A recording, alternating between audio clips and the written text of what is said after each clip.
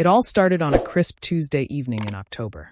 Whitney casually mentioned her upcoming art retreat in Napa Valley with Daniel, her art instructor. She laughed when I raised an eyebrow, calling me paranoid. She didn't realize that her slip had triggered something deep inside me. My name is Preston Holbrook. I'm 58, and for 25 years, I served as Director of Procurement at Meridian Industries. Managing a $500 million annual budget teaches you precision, foresight, and pattern recognition. But apparently, I had applied all of that to corporate negotiations rather than my own marriage. That night, as Whitney hummed while loading the dishwasher, I realized I needed more than intuition. Daniel had been appearing in her life more frequently, subtle but consistent, enough to ring alarm bells in my mind. "Since when do you go on retreats with your art instructor?" I asked, keeping my tone calm. Whitney's expression flickered with guilt and defiance. The same expression our daughter Evelyn had once given me when testing boundaries. "Preston, you're being paranoid," she said, laughing. "It's just a group of artists exploring wine country. Nothing scandalous." But the word scandalous had already given me the truth. Years of negotiating with evasive vendors had honed my ability to detect deceit. I set down my coffee. "Whitney, if you're planning to run around with him, I need you to know, there's no discussion, no second chances. I'm done." She dismissed me with a smirk, turning back to the dishes. That was fine. In my world, actions spoke louder than words. The next morning, I began gathering intelligence. Whitney had left for her morning yoga class, but I had other priorities. Her phone automatically backed up messages, photos, and location data to our shared cloud account.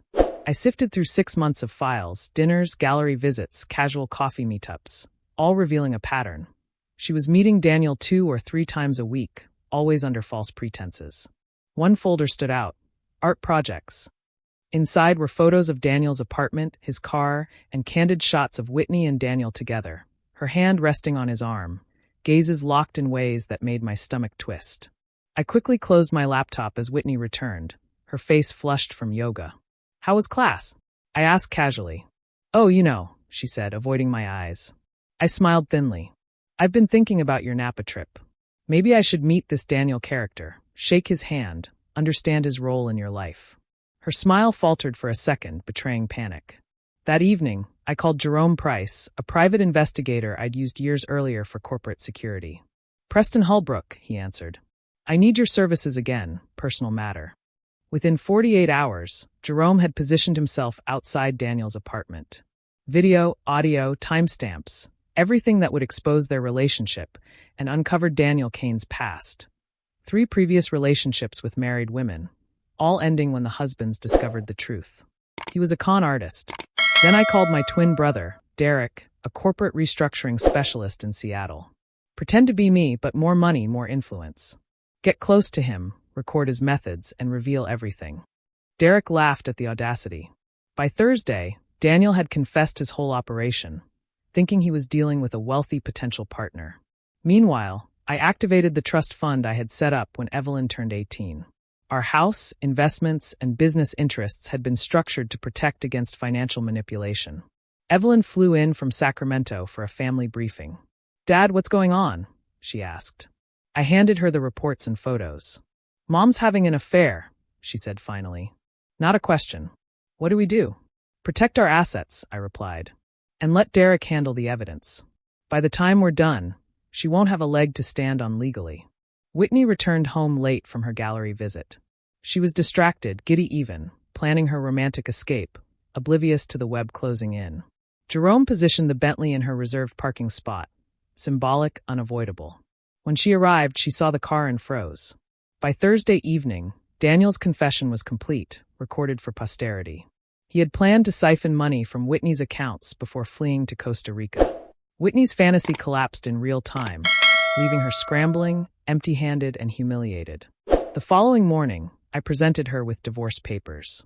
She would retain only what she brought into the marriage. Evelyn would inherit the house and 60% of the portfolio.